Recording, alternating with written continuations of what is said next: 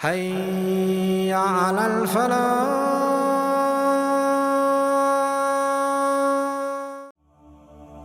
Sometimes your plans and Allah's plans are the same. Sometimes. Sometimes you decide to go somewhere and Allah decides to let you go also. Sometimes you decide to go to a college and Allah gives you admission into that college also. You decide to graduate early and Allah lets you graduate early also. So things go according to your plan. All that means is your plan and Allah's plan was the same for that one thing.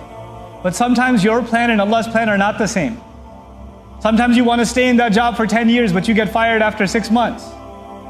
Sometimes you apply to this school and you had the best application but you still didn't get in, and people with a worse application than you got in. It happens. Sometimes your plans and Allah's plans are not the same. These ayat are recognizing that not everything will go according to my plan.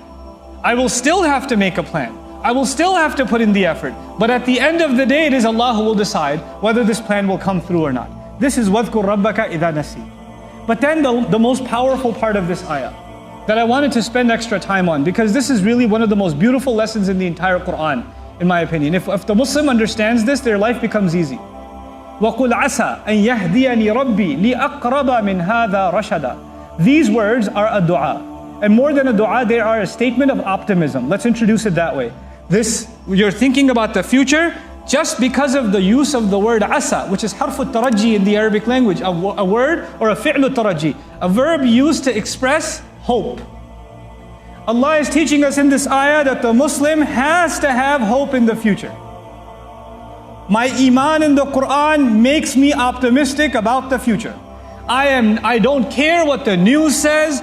I don't care what happened yesterday and the day before and the day before and the day before. I will not be among those Muslims who sit on a table and say the situation of the ummah keeps getting worse and worse and worse. Oh my God, things are only going to get much, much more terrible. And there's another tragedy coming, I guarantee you. Watch what happens. Oh, you think 9/11 was bad because it's the anniversary, right? You think 9/11 was bad? Oh my God, that was nothing. Watch what happens to the ummah now, and then watch what happens now.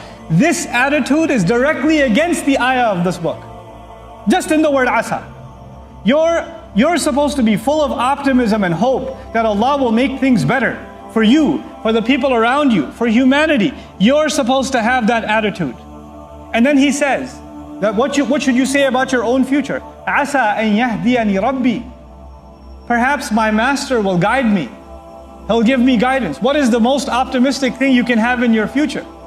Everybody wants a better job, or better financial situation, or a better family situation, a better health situation. We want all of these things, but you know what? The most fundamental thing you and I need, more essential than the oxygen that we're breathing, is Allah's guidance. So once you have that, everything else will work out. When you don't have that, you can have everything else and you have nothing.